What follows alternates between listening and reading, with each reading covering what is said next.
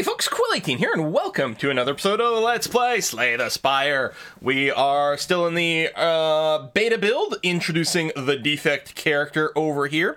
And I've dabbled a little bit last night after the recordings, and lying in bed and playing around with it, and I think I've got a fairly good handle on this guy. It's really interesting. It is really about sort of building a few of these, like, well, I was going to say combo. It doesn't actually feel exactly like a combo, like maybe with the silent, but more of an engine, I guess. And really, I found a great amount of success by focusing heavily on defensive kind of builds. A lot of the ice mechanics, ice and lightning, that sort of thing. I still want to make like a power-oriented one at some point. We'll see what we get as usual. Let's go ahead and start this. Now, just abandon the run that I was derping around with. Hopefully, still, yeah, I was going to say, it gives me credit for some of that. Okay. Random rare card would be interesting. I think I'm going to go and remove 2 cards, though. I think that actually might be, I don't know. Random rare card, and we just start building around that kind of stuff. Might be a little too early for that. I do like clearing cards as quickly as possible. You know what? Random card is fun. What do you get? Recursion. Evoke your next orb, channel it again. You know what? That's fine. Okay. So let's take a quick little look over here. I think there's a fair amount of things being about the same, regardless of where we go. We can get a few more question marks if we stay on the right, though. We don't hit that shop right after the elite. We can get a shop over there. It's kind of late, but if we go here, we can get a whole string of question marks, then presumably, hopefully get an upgrade over here into there. We might not have a lot of cards going into this elite. And I do feel like we're a little bit, you know, this characters can be a little bit weak until the engine starts going. I'm wondering if all these question marks might actually come and bite us in the butt. But let's see. It's a good chance to get more relics and things like that. Alright, now these guys are kind of interesting with this guy because these lightning orbs don't actually trigger any of that. Recursion, there's actually a chance we can get a kill here. If I start with the recursion, if it hits, hit the wrong guy. If it hit him, I would have been able to kill him with a strike.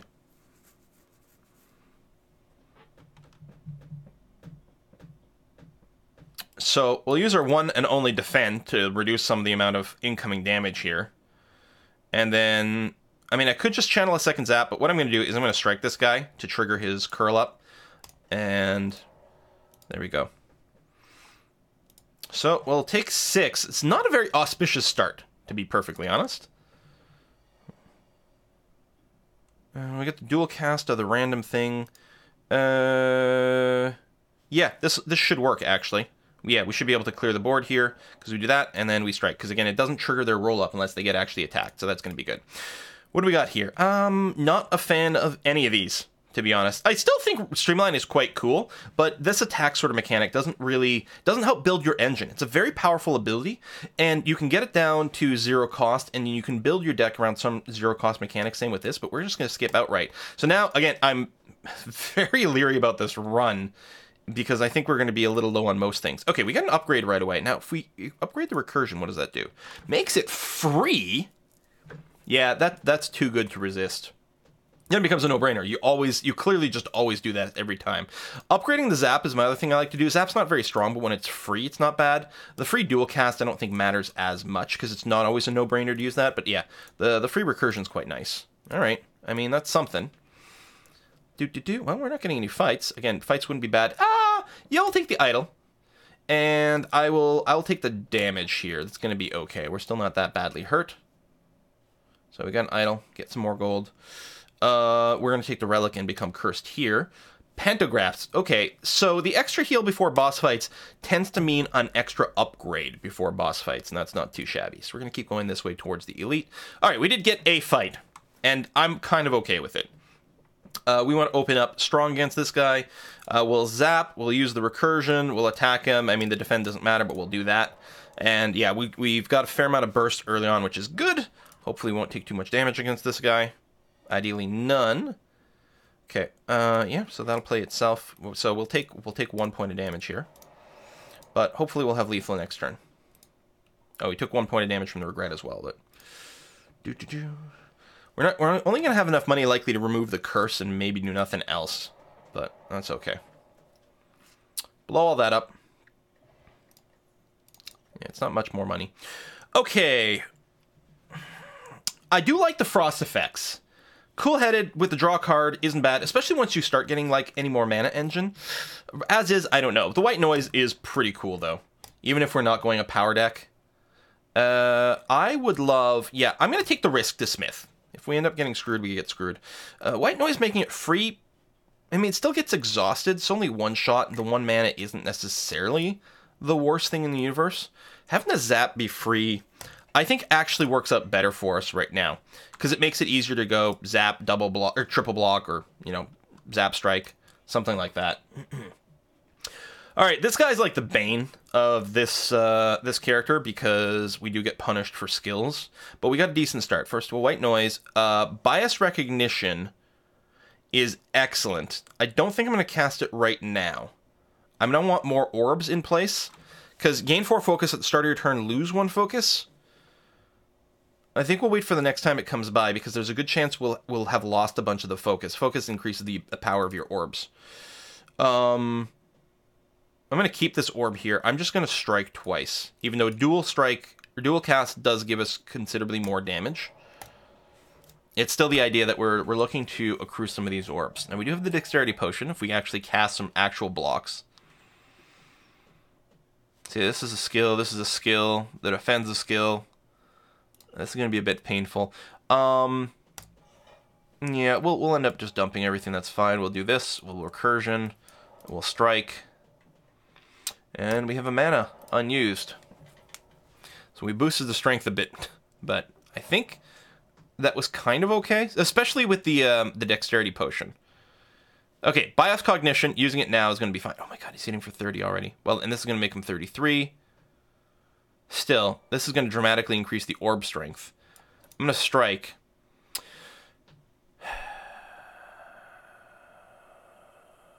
Oh yeah, that was a power. Didn't actually increase him. Because yeah, this attack, like he gets 2 strength, but this attack gets like 1.5 strength, so it'll go up to 33. Still, I may as well defend, especially with the dexterity. I'm decreasing the amount of damage I take, and I'm assuming... Well, no, I don't. I probably don't have lethal next turn. If I had impulse, I do. He might just kill me here.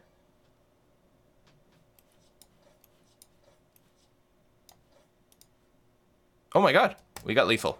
Just frickin' barely. Just frickin' barely. We got a Matryoshka. Next chest will have more relics. That's actually really nice.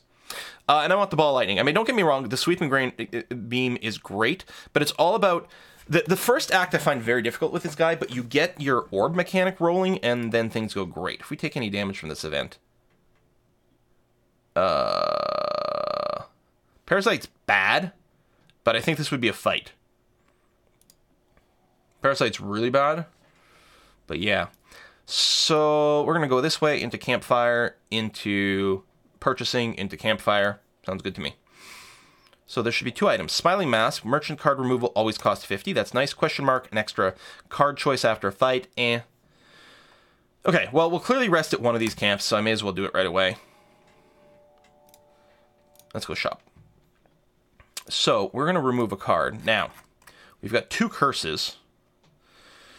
This one, other than being a dead card, doesn't hurt us, so we'll get rid of Regret right now. I like Cold Snap. It's extra attack. It gives you a lot more sort of velocity early on for clear, and channeling the frost is pretty good. Big fan of that. The early leap can be a lifesaver. I don't think we're going to buy it, though. We do have another shop, right? Right after this one? Or no, that was another campfire. We might need the this. Scam is a great card draw, but I don't really have the mana engine right now. Do we take the leap?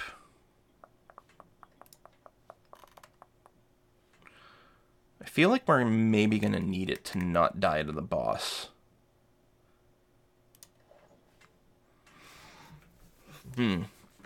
Axe Kick, I don't know. Just the naked evoke's not a fan of. With this, the sort of builds I've been going, I like to have more orbs and not just blindly evoke them. I think we're going to have to take the leap. I'm worried it's going to make my deck a little weaker in the long run, but there might not be a long run without it. We're going to do that. We will do a Smith upgrade, and we can make that just cost 0, but it's not a repeat cast thing. Ball Lightning just, I mean, it is 4 extra damage, which is pretty substantial. That's only 3. It's only 3 extra block. Actually, I think the better ball lightning might be the way to go. Although this being free is really nice.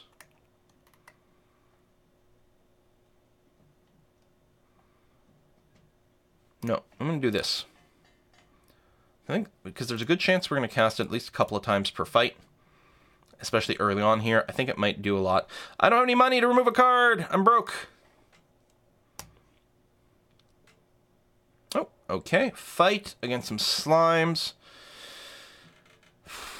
Can I get a kill on this guy? That's 12. If he gets randomly struck, then maybe. The question becomes, do I cast White Noise or defend? Man, wouldn't it be nice if it was free? I mean, I guess the defend happens anyway. We'll just have to get the White Noise another time. So we're going to hope that this gets randomly hit by the lightning trigger. I mean, I could... No. Hey, it worked out. I mean, 50-50, right? So we'll take 3 damage. It's not too bad. I might be able to avoid a heal before the boss, which is always nice. So we get the very zap, strike, strike. Come on. And then, I don't know, whatever. It doesn't matter for the last card. I could have just ended without it, but I like spending my mana.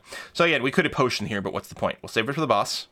And yeah, this is... There we go. I mean, we had tons of different ways to get lethal. Dexterity potion. Excellent. Okay. Blizzard, so the thing, okay, heat sink's good, but the thing I've discovered is that, like, focusing on frost and having a blizzard is really good. I don't have a lot, I only have one thing giving me frost channels right now, but I will be looking for more. I think, and since I've already got one, I'm going to go ahead and take the blizzard. By itself, it's kind of meh, but we'll get there. So yeah, I think I can go another smith. So the blizzard does damage equal to twice the frost channeled this combat to all enemies. Leveled up, it's 3. It actually starts doing a lot of damage. I don't think we need to level it up now because it's sort of a dead card right now, but it'll be handy. Let's go ahead and upgrade the White Noise. That way it won't be as painful to use, and we can actually get the powers out there, and I'll feel good. So this guy's, you know, our damage is a little low, and this guy's certainly kind of clock-ish, but I think we'll get there. So let's White Noise and see what we get. Capacitor, an extra orb slot. The extra orb slots is going to work good with the build that I like to do with this character.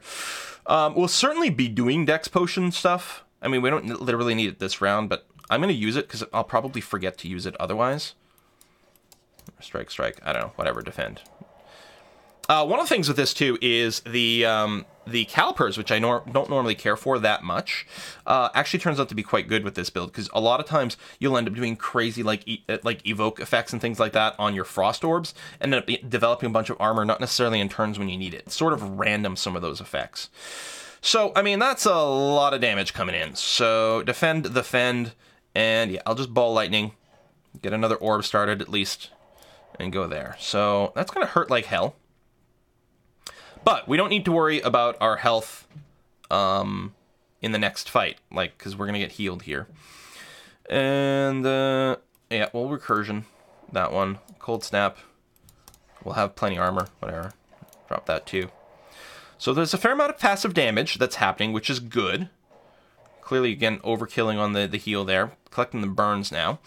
I will dual cast into a zap, just to try to keep this full. Although if I'd zapped first, I could have triggered one of these and then dual cast, which is good for a kill, but a little less for overall damage.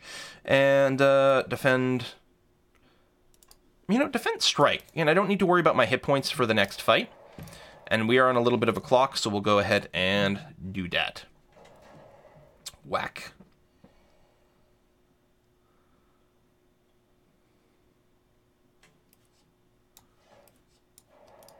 Cold snap.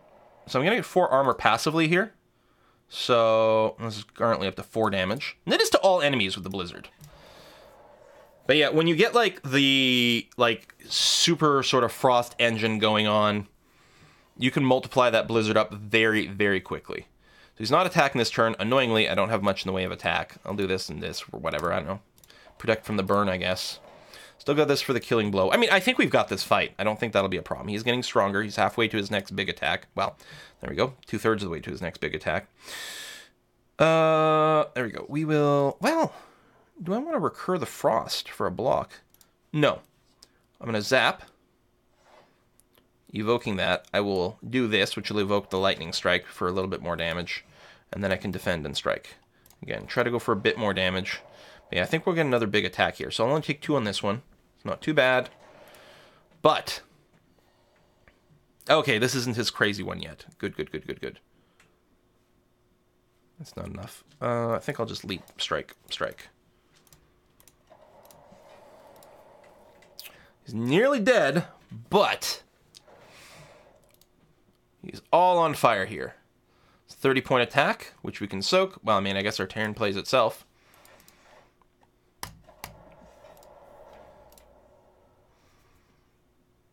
Here comes the Inferno, which also gives us a bunch of cards, I think. So we're a little light on cards because we didn't get a lot of encounters, although, you know, well, not that these relics actually don't help my engine at all either. This is really a little awkward.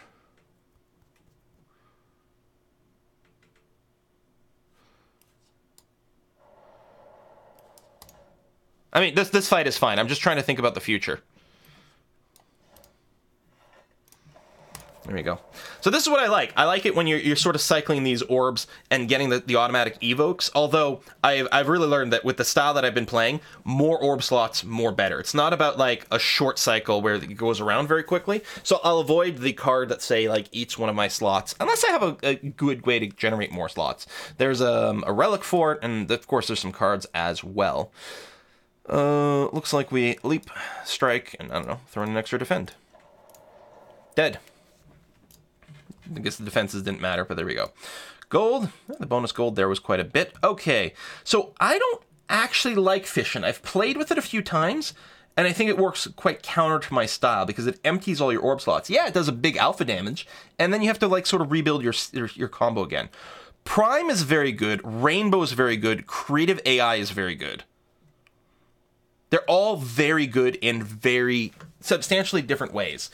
Since I don't have anything currently giving me bonus mana, what I'm going to do is I'm going to avoid the rainbow because spending 2 every turn is, I mean, that is 2 for 3 things. It does exhaust itself the first time. Upgraded, it no longer exhausts itself.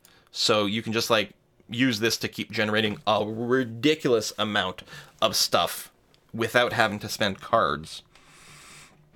Or you can get more cards, which works better with more mana. Then there's Creative AI. Very expensive to put down, but it's very cool. It's like the core of a power engine, but we're not really there. I think I'm actually going to take the Rainbow. Okay, Pandora's Box I think I'm going to use. Not Seeing Intense isn't the worst, but is kind of annoying. The Lizard Tile is very good, but I haven't removed any strikes and defenses. It's a little risky, because it could leave us a little shy on blocks, but as long as we get anything else that generates like more frost effects or anything like that, we're going to be just peachy. Plus, it's fun. Reinforced body, yeah. Storm's handy. Capacitor's handy. Darkness upgraded gives you 2 channels. Like, it's not about the dark, it's about the fact that upgraded this gives you 2, which is good. Another Cold Snap. I mean, we could still remove some of these. We've got the cheaper removal. And, I mean, we would have just removed strikes or defends, right? So why not remove a real card, even though it feels a little weird? We've got enough money. I think what we're going to do is go to the right here, shop. We get 2 question marks and a shop on the way to the elite, which feels pretty good.